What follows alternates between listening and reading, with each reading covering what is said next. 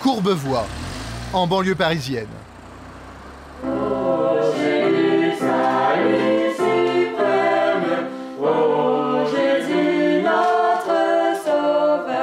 Isabelle, Serge et leurs 4 enfants ont un rituel immuable.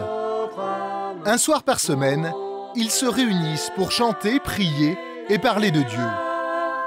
Qui c'est Jésus? Jésus, c'est qui? Un ange? Un ange? Non, c'est un peu plus qu'un ange. Jésus, c'est notre sauveur, notre rédempteur, notre Dieu. Bravo! Non, c'est bien résumé. On peut aussi dire que Jésus-Christ, c'est notre exemple. Hein, c'est un instructeur, c'est un maître pour nous. Et notre objectif, c'est de lui ressembler davantage. Cette famille est membre de l'Église de Jésus-Christ des Saints des Derniers Jours, le nom officiel des Mormons. Le dimanche, c'est costume-cravate pour les garçons et jupe longue pour les filles. Direction l'église mormone de Saint-Ouen, en banlieue parisienne. Des églises comme celle-ci, il y en a 120 en France. La famille va y passer la matinée entière. Israël, ton Dieu t'appelle à sortir de ton exil. Les Mormons seraient 35 000 en France. Ils se disent chrétiens. Ils croient en Dieu, en Jésus et en la Bible, mais ils ont leur propre rite, leur clergé, et ils obéissent à des règles de vie particulièrement strictes. Par exemple, lors de la communion, pas de vin, mais de l'eau, car leurs croyances leur interdisent l'alcool, le café ou le tabac. En plus de la messe, il y a le catéchisme, obligatoire pour tous. On va lire une petite expérience. Les Mormons passent 2 heures chaque dimanche à parler de Dieu. Les adultes comme les jeunes. Et ça commence dès l'âge de 18 mois. Aller à l'église, c'est amusant, amusant, très amusant. Aller à l'église, c'est amusant, vraiment. Bravo. Oui, ça y est. Dans la salle, un bébé et une petite fille de 3 ans. On va faire tomber. Ouais, bravo. Est-ce que Jésus, il aime tout le monde? Oui, hein, Jésus, il aime tout le monde. Il nous aime beaucoup. Oh, il nous aime beaucoup. Tu le fais aussi? T'es timide? En tout ce que tu fais, toujours sois gentille. Oui. Pendant 2 heures, ce couple de bénévoles va alterner jeux, prières et chansons. Voilà de Jésus les leçons. Oui. Une leçon que cette petite fille semble avoir parfaitement retenue. Adore Jésus. Mais être mormon, ça ne se limite pas à aller à l'église le dimanche. La religion tient une place essentielle dans la vie quotidienne et impose quelques sacrifices aux fidèles. Régulièrement, Serge verse de l'argent à l'église. 10% de son salaire, on appelle cela la dîme. Pour ce directeur financier, cela représente plusieurs centaines d'euros chaque mois.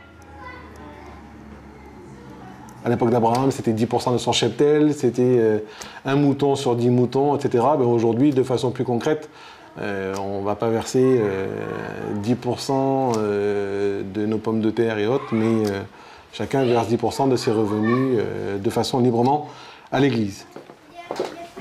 Déborah a 16 ans, c'est l'aînée de la famille. Elle est en classe de première. Dans son lycée public, elle est la seule à être mormone. Tes vacances, c'était comment? Elle n'a jamais caché sa religion à Anne-Laure, sa meilleure amie. C'est même souvent un sujet de conversation entre les 2 filles. Par exemple, je lui ai demandé, oui, est-ce que c'est à cause de ta religion que tu veux pas... Tu me dis si ça te gêne que je dis ça. Que tu veux pas avoir de sexe avant le mariage. Et elle m'a dit que oui, enfin voilà, qu'après on a discuté de ça, mais comme on se connaît depuis un bout de temps, c'était pas tellement gênant pour nous d'aborder ces questions-là. Mais il y a une chose que Déborah n'a jamais montrée à son amie. Dans son sac de classe, comme tous les jeunes mormons, elle conserve un petit guide de l'église. Un peu, il a souffert. Hein. Mais bon, donc ça c'est Jeune, soyez fort. Ce fascicule, Jeune, soyez fort, c'est le code de bonne conduite du jeune mormon. À l'intérieur, toute une série de règles qu'il doit suivre. Par exemple, comment s'habiller. Les jeunes filles doivent porter des vêtements qui couvrent les épaules et éviter les décolletés profonds devant ou dans le dos. Et ça concerne aussi la manière de danser. Ne serrez pas votre partenaire contre vous et ne faites pas des mouvements suggestifs. Tous les aspects de la vie quotidienne sont abordés. Ces règles, Déborah les respecte à la lettre. Et ses camarades ont parfois du mal à la comprendre. C'est vrai que des fois, il y a certaines personnes qui sont convaincues que oui, je suis dans une secte, je suis influencée, que c'est catastrophique, et qui, c'est vrai, ne comprennent pas du tout. En France, les Mormons sont peu connus, mais l'Église n'est pas considérée comme une secte par les autorités. Merci. Désolée. Bye. Ciao. Alors, quelle est cette religion? Qui sont réellement les Mormons?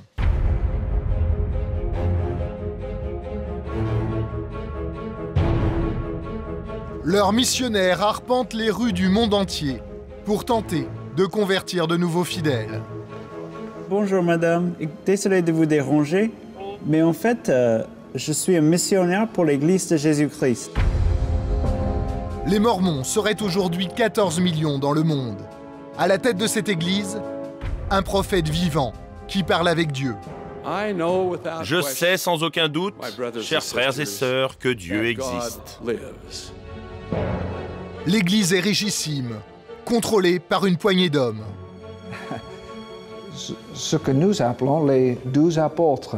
12 apôtres, parmi eux, d'anciens businessmen. Et je suis le plus petit. Le plus jeune? Le plus jeune, oui. Dans leur temple, ils pratiquent des rites mystérieux et baptisent en secret les morts. Louis de Funès et le général de Gaulle sont ainsi devenus mormons, à l'insu de leur famille. Quel est leur but? Pourquoi font-ils cela? Nous irons aussi dans les communautés de mormons fondamentalistes. Ils sont polygames et vivent hors la loi. Je veux montrer au monde que nous ne sommes pas mauvais. Nous sommes une famille normale. Enquête, au cœur d'une mystérieuse église qui veut accéder au pouvoir et qui a déjà un candidat pour la Maison-Blanche. Mitt Romney. Peut-être le futur président des États-Unis. Pour mieux comprendre cette religion, il faut se rendre dans le Grand Ouest américain, en Utah. C'est le fief de cette église.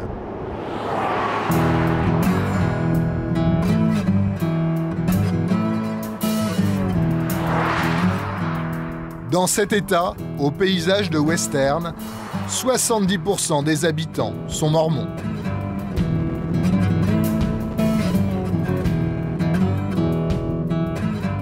La capitale, c'est Salt Lake City. Une ville construite par des pionniers mormons il y a 150 ans. Au départ, c'était un désert. Il n'y avait rien. Aujourd'hui, c'est une ville typiquement américaine, de 800 000 habitants, qui a même accueilli les Jeux Olympiques en 2002.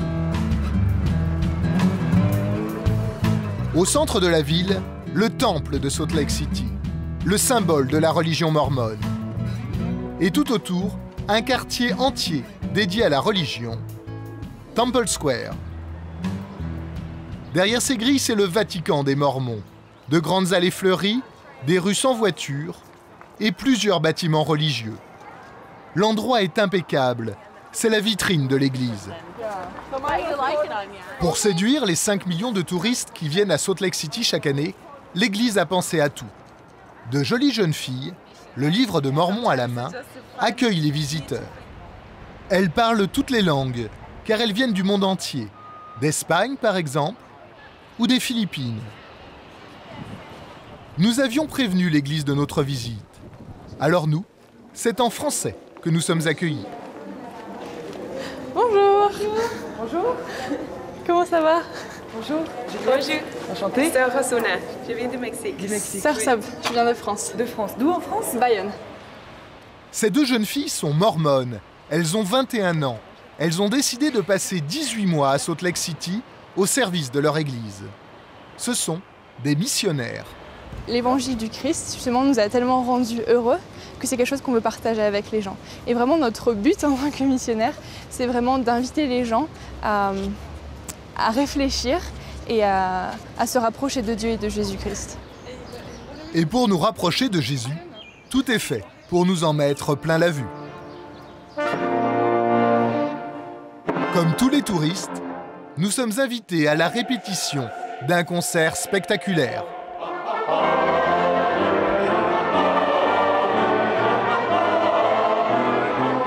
Ce chœur est numéro 1 des ventes de disques aux États-Unis. Et l'Église en est très fière, car les 360 chanteurs sont tous mormons.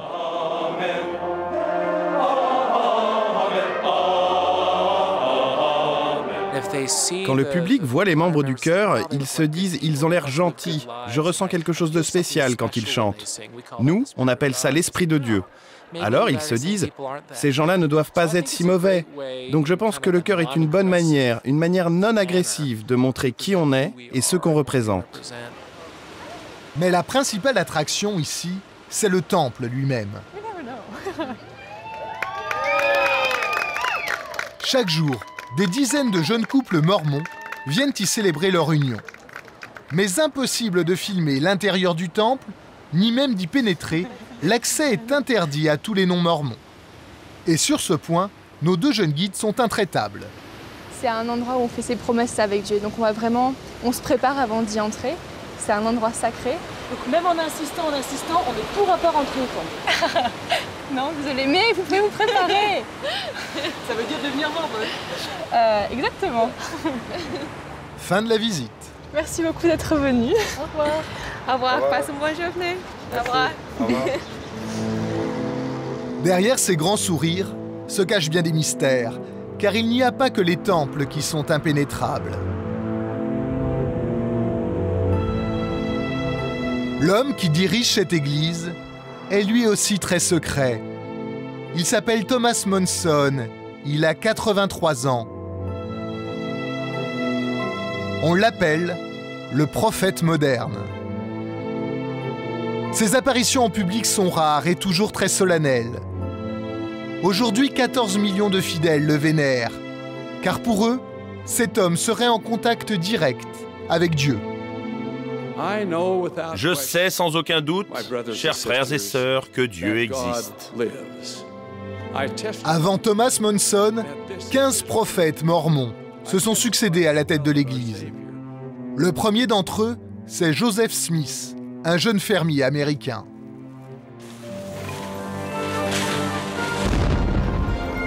Mes chers citoyens de Palmyra, son histoire est racontée dans ce film, réalisé par le service de communication de l'Église.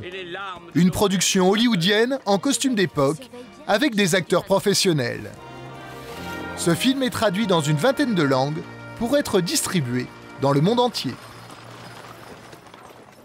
Tu ne viens plus à l'église, Joseph? J'essaie de faire comme vous l'avez dit. J'essaie de voir quelle est la vraie doctrine. L'histoire se passe en 1820 aux États-Unis. Joseph Smith a alors 14 ans. Un jour qu'il se promène dans les bois, Dieu et Jésus lui apparaissent.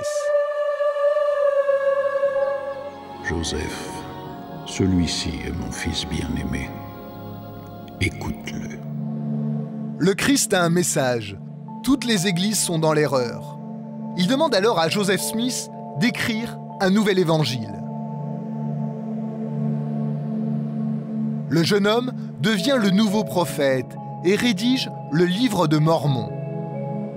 Cette fois-ci, l'histoire de Jésus-Christ se passe non plus en Palestine, mais en Amérique, faisant des Américains le nouveau peuple élu.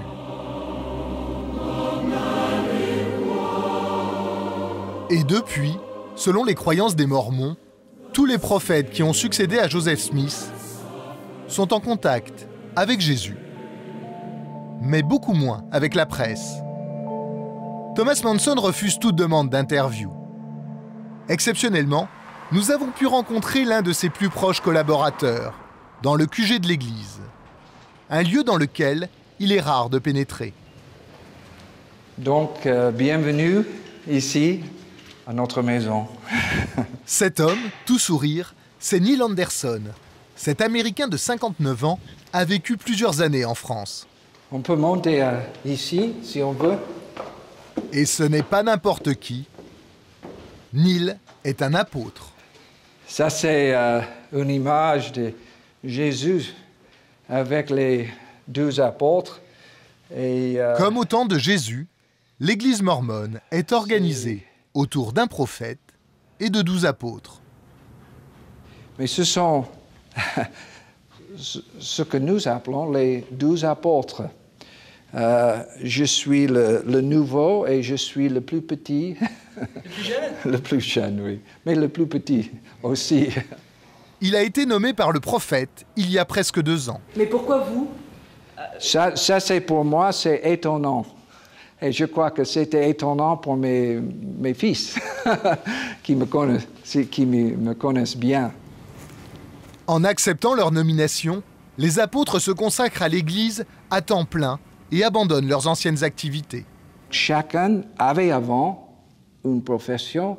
Il était médecin, ici était un président d'université. Et vous faisiez quoi avant? J'avais une agence de publicité. Sous l'autorité du prophète, les apôtres se réunissent régulièrement dans cette salle pour gérer l'Église et son immense patrimoine. Car grâce aux dons de ses fidèles, la dîme, l'Église mormone est devenue richissime. Aucun chiffre officiel n'est communiqué. L'apôtre préfère rester discret sur ce point.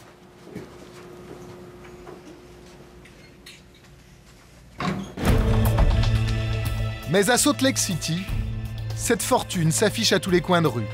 L'église est propriétaire des plus beaux immeubles de la ville, comme ici, où elle a installé son service de communication. Elle gère également une société d'assurance. Elle est présente aussi dans les médias. Elle possède un quotidien, le Deseret News, 26 stations de radio dans tout le pays, et même une chaîne de télévision. Récemment, elle a acheté un quartier entier de la ville pour le transformer en un gigantesque centre commercial ultra-moderne avec des centaines de magasins, de bureaux et d'appartements. Selon une étude du très sérieux Time Magazine, elle serait à la tête d'une fortune de 30 milliards de dollars. L'Église est en pleine croissance, mais elle n'arrive pas à se débarrasser d'une réputation sulfureuse liée à la polygamie que pratiquent certains groupes de mormons fondamentalistes. À quelques heures de Salt Lake City, en plein désert, vivent des communautés de mormons polygames. Leur bastion, la ville de Colorado. L'Église officielle mormone ne les reconnaît pas. Ils sont considérés comme des hors-la-loi aux États-Unis. Ils sont 6 000 à vivre ici, à l'écart de l'Amérique.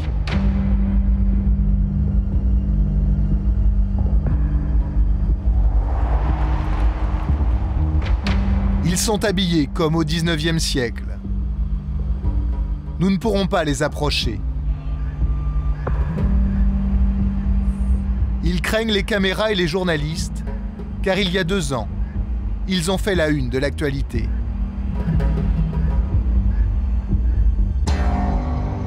Avril 2008, au Texas.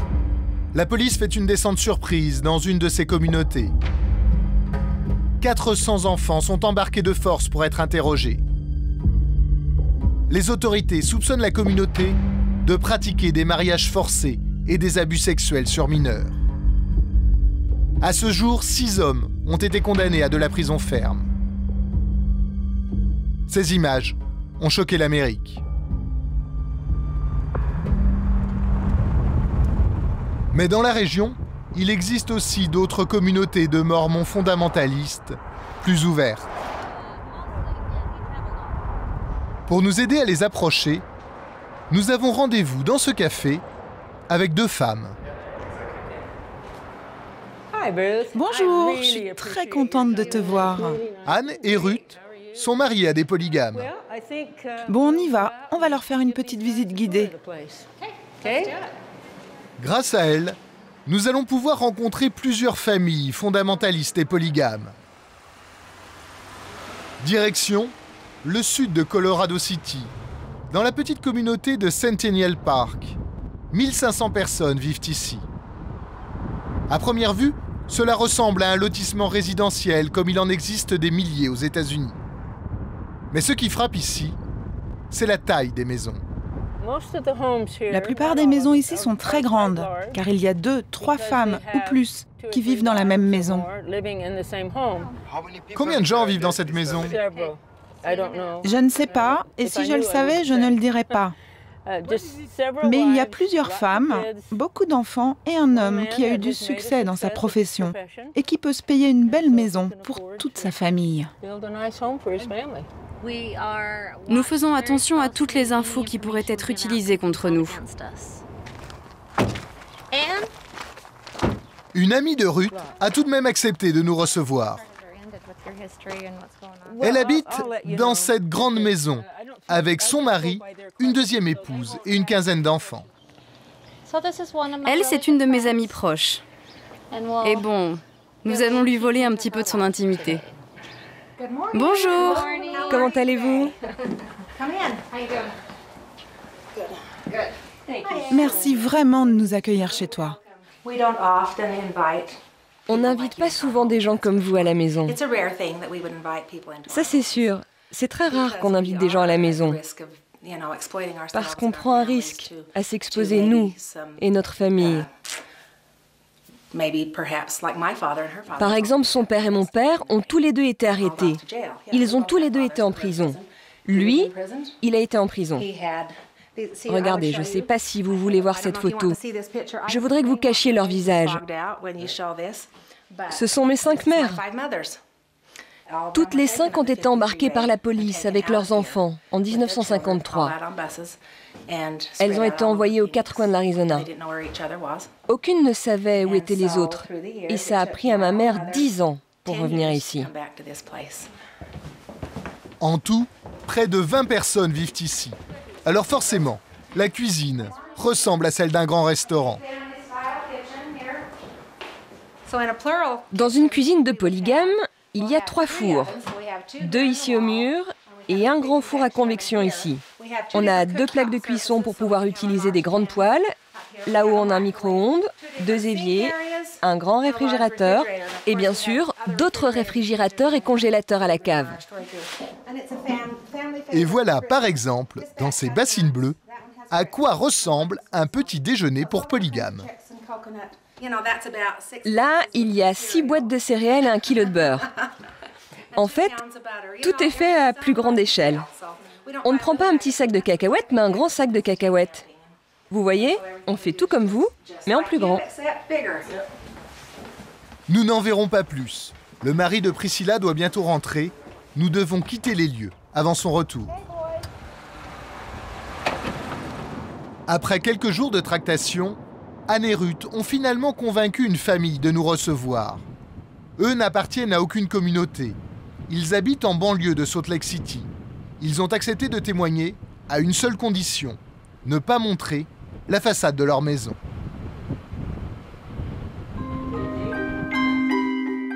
Travis a 30 ans. Il est chef de chantier. Très jeune, il s'est marié avec Katie, avec qui il a eu 5 enfants. Après 5 ans de mariage, une nouvelle femme est arrivée dans la maison. C'est Priscilla, avec qui Travis a eu 3 enfants. Et le plus incroyable dans cette histoire, c'est que c'est Katie qui a choisi la deuxième femme de son mari. Et elle n'a pas eu à chercher bien loin. Priscilla est sa demi-sœur. Ce n'est pas bizarre de passer de sœur à... concubine. Je ne crois pas que ça fasse une différence qu'on soit sœurs. Ni en bien, ni en mal. Je crois que ça ne change rien. Depuis maintenant 6 ans, les 2 femmes, leurs maris et tous leurs enfants vivent sous le même toit. 10 personnes au total. Et bientôt 11 car Katie est enceinte. Du coup, en cuisine, il y a du travail pour tout le monde.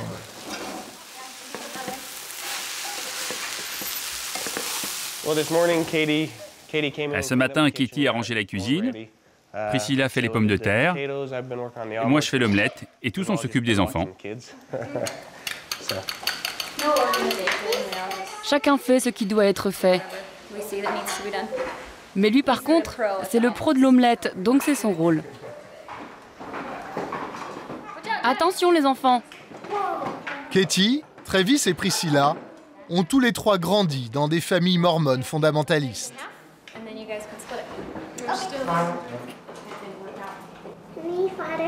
Père, nous te remercions pour ce repas. Et nous te demandons cela. Et nous te demandons cela. Au nom de ton Fils. Amen. Amen. Thanks, lady. Pour eux, la polygamie est un mode de vie naturel. Moi, je suis très famille. Quand j'étais petit, j'ai eu des frères et sœurs partout autour de moi. J'aime la camaraderie, l'amitié que tu ressens en famille. Mes meilleurs amis sont mes frères. Et je veux ça pour mes enfants, qu'ils aient la même expérience. Ce sont nos croyances religieuses. On a grandi avec, donc c'est tout à fait normal pour nous. Vous savez, on a réfléchi, on en a parlé. On a d'abord été mariés pendant des années avant qu'elle entre dans la famille. C'est quelque chose qu'on voulait dans notre vie, quelque chose qu'on voulait pour nos enfants. Pour Priscilla, la 2e femme, il n'a fallu que quelques semaines pour réfléchir avant d'accepter de faire partie de la famille. J'ai prié et j'ai trouvé que c'était un bon père et il semblait être un bon mari. Bien sûr, je voulais un bon père pour mes futurs enfants. Légalement, Katie est la seule et unique épouse de Travis. Mais dans leur vie quotidienne, elle et Priscilla se partagent leur mari. Priscilla habite à cet étage avec ses enfants et Katie est en bas avec les siens. Et vous? Moi? Vous habitez où? Il habite aux 2 étages. Il a ses vêtements dans 2 armoires aux 2 étages. Vraiment? Oui. Et comment vous faites? Vous avez un emploi du temps? Oui, c'est une nuit sur 2. Chaque famille fait comme elle veut. Hein. Nous, une nuit sur 2, ça marche bien. Mais on n'est pas trop strict. Si elle a acheté des billets pour un spectacle et que ça tombe sur ma nuit, alors on échange et ils peuvent sortir.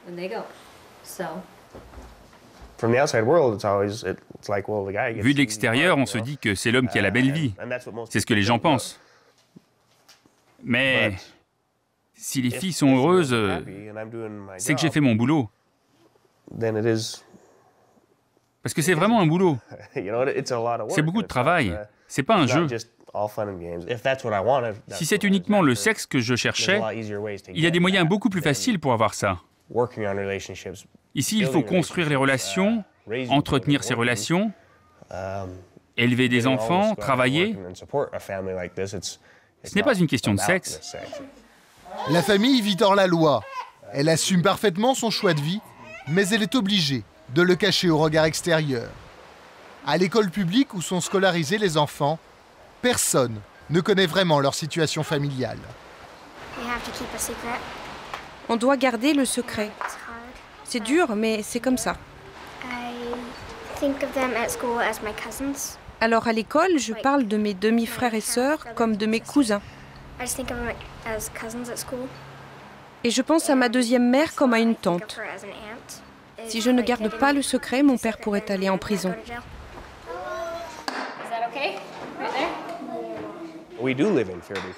On vit dans la peur, et je ne veux pas que mes enfants vivent avec cela. Et c'est une des raisons pour lesquelles on a accepté de faire cette interview. Je veux montrer au monde que nous ne sommes pas des gens mauvais. Nous sommes une famille normale. Les Mormons fondamentalistes comme Travis et sa famille, il y en aurait 38 000 aux États-Unis. Mais ils sont rejetés par l'Église officielle, qui considère qu'ils donnent une mauvaise image des Mormons et qu'ils gênent ainsi l'expansion de l'Église dans le monde.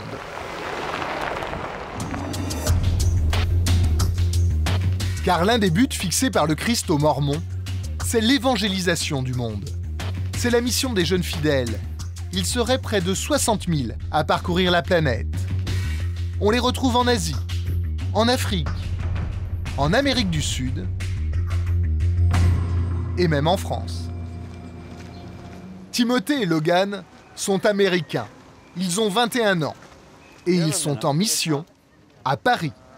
Ils sont ici pour convertir les Français. Toujours par deux, ils parcourent les rues de la capitale. Sourire aux lèvres, coupe de cheveux impeccable, chemise blanche et cravate, c'est l'uniforme obligatoire des missionnaires.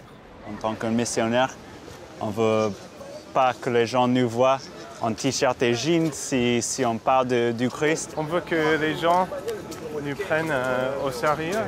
Bonjour monsieur, excusez-nous juste un instant. Désolé, j'ai pas le temps. Ok, bah, merci quand même. Au revoir. Oui, bonjour madame. Désolé de vous déranger, mais en fait, je suis un missionnaire pour l'Église de Jésus-Christ. Ah oui, non mais vous êtes gentil, ça ne m'intéresse pas, merci. C'est vrai, ok, bah merci quand même. Au revoir. Pour vous, avez-vous jamais posé la question quel est le but de la vie? 6 jours sur 7, du matin au soir, ils essaient de convaincre les Français. C'est en fait l'Église de Jésus-Christ des saints des derniers jours. Ils ont accepté de consacrer 2 ans de leur vie pour cette mission sans rentrer chez eux. Je prendrai un sandwich poulet, s'il vous plaît. Et plus étonnant encore, ce sont eux-mêmes qui financent ce séjour. Ils ont économisé près de 7 000 € pour ce voyage en France. Un pays réputé difficile à convertir pour les Mormons. Je pense qu'on peut attendre longtemps le prophète. Je suis pas sûr qu'il arrive un jour. Bah, je crois qu'il est déjà arrivé. Je crois que le prophète a été appelé et qu'il y a un prophète vivant sur terre aujourd'hui. Nous croyons aussi que nous avons 12 apôtres de nouveau. De nouveaux apôtres? 12 apôtres, oui, de nouveau. On pourrait repasser, peut-être discuter un peu de plus une autre fois. Ah non, mais moi je suis content d'avoir eu votre point de vue, mais je pense pas. Je pense qu'on va en rester là. Hein. Okay. Est-ce qu'on vous avait prévenu que la France pouvait être difficile? Oui, beaucoup des personnes m'ont dit que la France, c'est un pays que vous n'allez pas avoir des baptêmes, vous n'allez pas avoir des croyants ici. Vous allez manger bien, mais c'est tout, quoi. En 2 ans, Timothée et Logan n'ont réussi à convaincre que 13 Français. Mais les Mormons ne se contentent pas de convertir les vivants. À notre connaissance, c'est même aujourd'hui la seule religion qui baptise aussi les morts. Oui, merci, au revoir. C'est ainsi que de nombreuses célébrités françaises sont devenues mormones après leur mort. Dalida, Louis de Funès, Édith Piaf, mais aussi Yves Saint-Laurent et même le général de Gaulle. À l'origine de ces découvertes, une Australienne qui vit à Salt Lake City. Hélène Radke a 70 ans. C'est une ex-mormone, une dissidente. Depuis plusieurs années, elle enquête sur les archives de l'Église. C'est ainsi qu'elle a découvert que des milliers de Juifs victimes de l'Holocauste avaient été baptisés après leur mort et étaient devenus officiellement des Mormons. L'identité de ces Juifs, qu'est-ce qu'ils en font? Ils ne respectent pas la mémoire de ces victimes de l'Holocauste.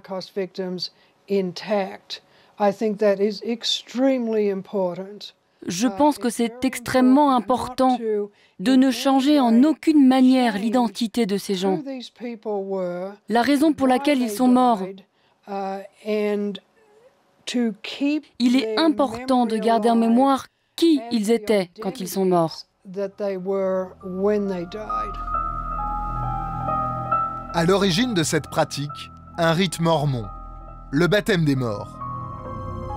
Dans ce film réalisé par l'Église, on explique que les familles peuvent être réunies après la mort au paradis. mais à une seule condition, que chaque membre de la famille soit mormon. Alors, pour tous les ancêtres décédés qui n'ont jamais été mormons de leur vivant, il y a une solution, les baptiser post-mortem.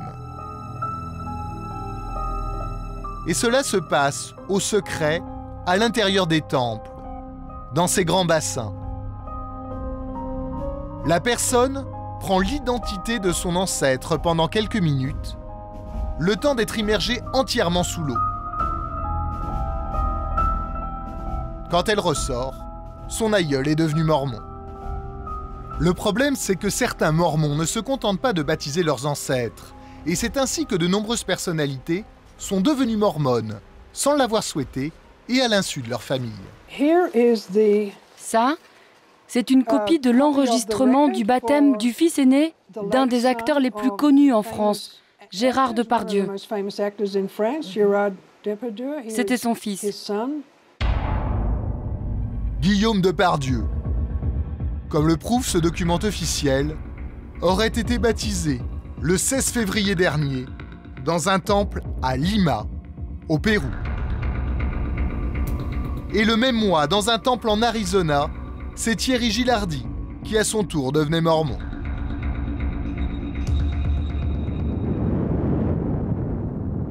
Nous sommes aujourd'hui peut-être tous concernés.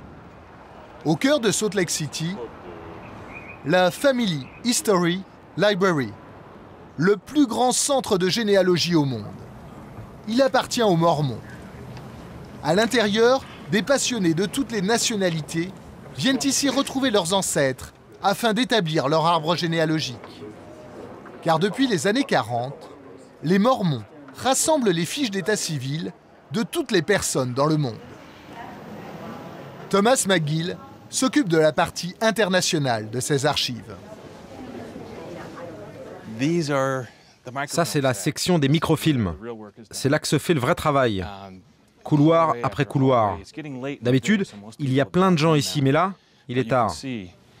Il y a des millions de microfilms rangés ici. C'est le département international. Dans ces tiroirs, des milliers de petites boîtes qui contiennent des rouleaux de films sur lesquels ont été photographiées les dates de naissance et de décès figurant sur les registres d'état civil du monde entier. Ça vient du canton de Genève en Suisse. Ce sont les registres de l'église calviniste de Genève, datés de 1542 à 1700. Pour réaliser ces photos, les Mormons ont envoyé des archivistes dans plus d'une centaine de pays. C'est un travail énorme.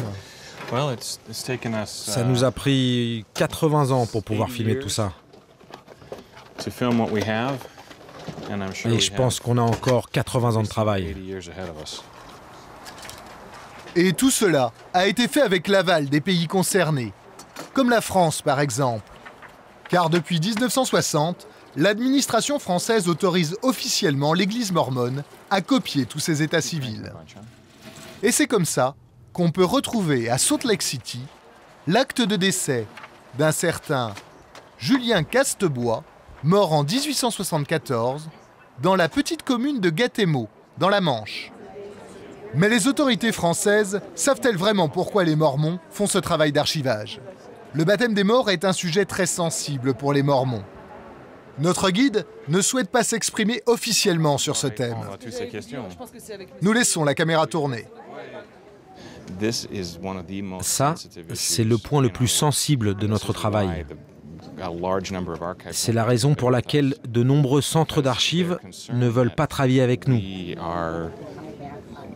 Car ils pensent que nous faisons quelque chose de bizarre. Nous baptisons les morts. Mais de quoi vous parlez?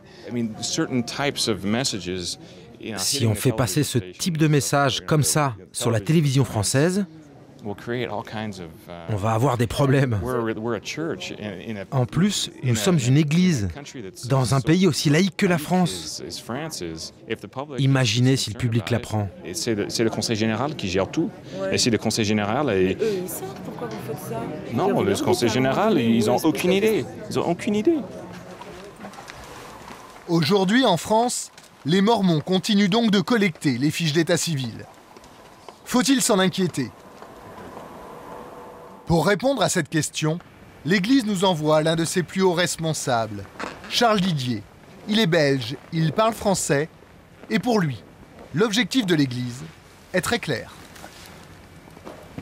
Il y a 6 milliards d'habitants sur la Terre. Vous avez beau avoir 55 000 missionnaires, vous n'arriverez jamais, disons, à toucher 6 milliards d'habitants. Tout à fait d'accord. Donc il y a des milliards de personnes qui meurent au cours, bien sûr, de l'histoire, qui n'ont jamais entendu parler de Jésus-Christ, qui n'ont jamais entendu parler de son évangile. Nous croyons qu'il faut leur donner cette occasion, si vous voulez, de recevoir cette alliance qu'ils n'ont jamais pu recevoir de leur vivant. Et c'est ce qui explique, on baptise ceux qui sont décédés, on leur donne cette occasion. Donc en fait, ça veut dire que, en plus de vous sentir responsable et d'avoir ce besoin d'aider des vivants, on aide les morts. Pourquoi pas? Vous comprenez que ça puisse choquer? Oui, bien sûr. Pourquoi? Mais parce que toute doctrine religieuse choque à première vue. Croire en la résurrection, c'est pas facile, non? Ça veut dire qu'en fait, concrètement, mon arrière-grand-mère, qui était très catholique, pourrait être aujourd'hui mormone. Oui, c'est-à-dire qu'elle pourrait accepter le baptême dans l'au-delà. Elle n'est pas obligée de l'accepter, elle a son libre arbitre. Hein. En tant que morte, elle a son libre arbitre. Mais bien sûr, en fait. Bien sûr, elle a toujours la liberté d'accepter ou de refuser. C'est pas imposé. C'est ce que j'appellerais une offre généreuse. Charles Didier veut même nous convaincre que le travail d'archivage des Mormons est en plus utile à tous les pays. Pour cela, il nous emmène à 1 heure de route de Salt Lake City, dans les montagnes. Les Mormons ne se contentent pas de collecter les fiches d'état civil. Ils les protègent pour l'éternité dans ces tunnels creusés à même la roche. Ils sont prévus pour résister à toutes les catastrophes naturelles et même aux explosions atomiques. Un endroit tenu secret et gardé jour et nuit. Voici les seules images de ces tunnels filmés par l'Église. Un immense coffre-fort où les archives sont conservées à un niveau de température et d'humidité constant. Un investissement énorme qui donne aujourd'hui un étonnant pouvoir aux Mormons. C'est un trésor unique parce que, des archives sont détruites, incendie, destruction par la guerre, etc. Et des États viennent nous demander, si cela a été filmé, est-ce que nous pourrions reconstituer notre patrimoine, parce que c'est un patrimoine. Du coup, ça veut dire que les États, finalement, sont dépendants de l'Église.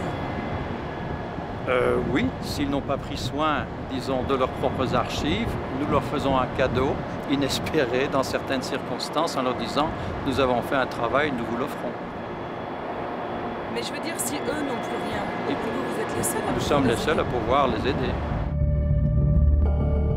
Si les Mormons prennent autant de précautions pour protéger leurs archives, c'est qu'ils se préparent au pire. Ils pensent que le retour du Christ sur Terre est pour bientôt et que, selon la Bible, ce retour sera précédé d'un combat terrible entre le bien et le mal, l'Apocalypse. Voici par exemple l'un de leurs films que l'on trouve sur Internet. Nous vivons les derniers jours. Les prédictions du Seigneur et des prophètes sont en train de s'accomplir. Les guerres et les catastrophes annonçant le retour du Christ sur Terre sont déjà là. Pour se préparer à ces événements, l'Église fait même des stocks de nourriture. Charles Didier nous amène devant cet étrange bâtiment blanc. En plein cœur de Salt Lake City, un silo à grains de 50 mètres de haut. À l'intérieur, les Mormons stockent du blé.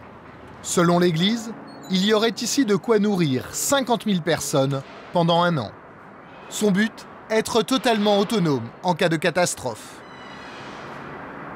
Bien sûr qu'il y a des secours d'État, bien sûr qu'il y a la Croix-Rouge, bien sûr qu'il y a toutes sortes d'organisations, mais notre principe, c'est un principe d'enseigner l'autonomie et ne pas dépendre du prochain, disons, en se croisant les bras. Donc prévoir, c'est gouverner. Alors il faut apprendre à se gouverner pour pouvoir survivre. Cette règle s'applique à tous les Mormons. L'Église demande ainsi à chacun de ses fidèles d'avoir à la maison ses propres stocks de survie. Et c'est ainsi qu'en Utah s'est développé un business étonnant. Des magasins survivalistes, comme celui-ci situé en banlieue de Salt Lake City. À l'intérieur, tout pour survivre aux catastrophes. Et l'article préféré du gérant, c'est le kit de survie. Dans cette caisse, pêle-mêle, une petite pharmacie, une tente, de l'eau, des ponchos, une mini-radio et même un masque de protection. S'il y a une éruption volcanique, vous ne pourrez plus respirer l'air. Ou s'il y a des virus dans l'air, ça pourra vous aider. Cela coûte 85 € et selon le gérant, cela vous permet de survivre 72 heures à n'importe quelle catastrophe. La plupart de nos kits de survie sont proposés sous la forme de sacs à dos. Si vous devez prendre vos affaires en urgence, vous attrapez le sac à dos et du coup, vous avez les mains libres pour prendre d'autres affaires ou des personnes. Par exemple, si vous avez des enfants, vous n'aurez pas à choisir entre le kit de survie et les enfants. La moitié du magasin est consacrée à l'alimentation. Dans ces boîtes, on trouve des produits déshydratés qui peuvent se garder pendant 20 ou 30 ans, comme ces boîtes de fraises ou ces rondelles de bananes. Elles sont bonnes. Vous les goûtez? Mais le produit phare, c'est ce lot de carton. À l'intérieur, uniquement de la nourriture. Cela s'appelle Gourmet 2000. Ça coûte 3 699 $, près de 2 700 €. C'est la ration de survie pour une personne pendant 1 an. L'homme en bleu est un mormon. Il vient régulièrement pour compléter ses stocks. Cette semaine, il a acheté pour 200 € de nourriture lyophilisée. Pourquoi vous faites ces stocks? Au cas où. On ne sait jamais ce qui peut arriver. Des épidémies, un désastre naturel, une crise économique. Là, au moins, vous avez de la nourriture à la maison. Mais depuis quelques années, l'Église communique de moins en moins sur l'Apocalypse et la fin du monde. Car aujourd'hui, les Mormons sont en quête de respectabilité et de reconnaissance. Voici le prophète, Thomas Monson, en 2008, avec George Bush. Et l'année dernière, à la Maison-Blanche, avec Barack Obama. L'Église semble s'intéresser de plus en plus à la politique. Elle aurait même un candidat pour la prochaine élection présidentielle. Mitt Romney.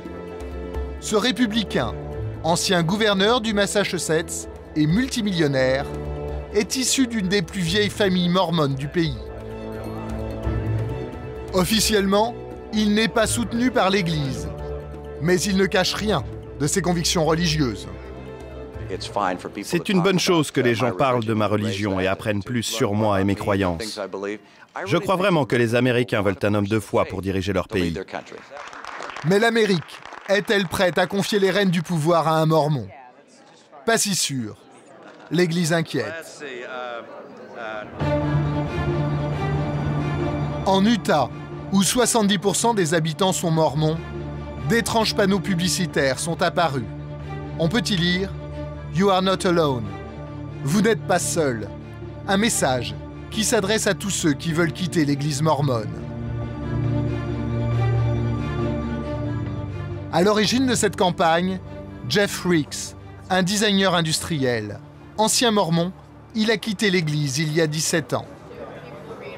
Son départ a été vécu comme une trahison par sa famille très pratiquante. Depuis, il ne la voit presque plus. Une expérience difficile à vivre. Aujourd'hui, Jeff a décidé de venir en aide à ceux qui, comme lui, ont quitté l'Église. Pour cela, il a créé une association et un site web. Les témoignages qu'il recueille l'inquiètent. Les méthodes pour te garder dans l'Église sont celles d'une secte. Si tu essayes de partir, ils ne te laissent pas tranquille, ils te suivent et ils essayent de te ramener. Comment? Je décrirais ça... Ce n'est pas une forte pression, mais plutôt un harcèlement, comme un goutte à goutte, constant, permanent. Et parfois, ce goutte à goutte est encore plus perturbant. Mais qu'est-ce qu'ils font? Ils viennent régulièrement frapper à ta porte, ils t'apportent des gâteaux, alors que ce qu'ils veulent en fait, c'est juste parler de l'Église. On dirait de simples conversations entre voisins, mais en fait derrière tout ça, le message c'est « Reviens dans l'Église, reviens, refais partie du groupe ». Est-ce que vous diriez que l'Église mormone est une secte? Personnellement, oui, je dirais ça. Selon moi, la seule différence entre l'Église mormone et une secte, c'est que l'Église mormone est beaucoup plus riche. Elle est plus connue et elle est probablement plus respectée. En Utah, quitter l'Église peut vous exclure totalement de la société. Jeff organise des rencontres pour les ex-mormons. Aujourd'hui, c'est dans ce petit restaurant, dans cette pièce, un peu à l'écart des regards. Ce soir, ils sont une vingtaine. Il y a 5 ans, les premières réunions avaient lieu presque clandestinement. Il n'y avait que moi et 2 personnes qui avaient vu ma publicité dans le journal. On était beaucoup plus précautionneux dans nos conversations. On parlait tout doucement au-dessus de la table, alors qu'aujourd'hui, on peut à peine s'entendre parler.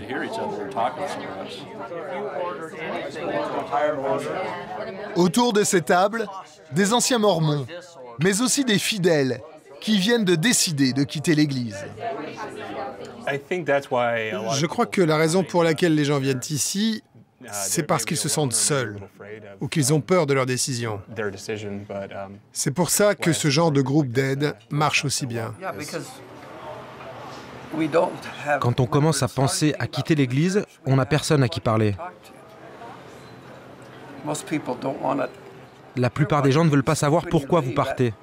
Ils pensent juste que vous êtes un traître et que le diable s'est emparé de vous. C'est ce que la plupart des gens pensent. Ils pensent que vous êtes un pécheur et que vous avez perdu votre âme. Difficile aujourd'hui de connaître le nombre exact de ceux qui décident de quitter cette religion. L'Église communique essentiellement sur les nouveaux fidèles.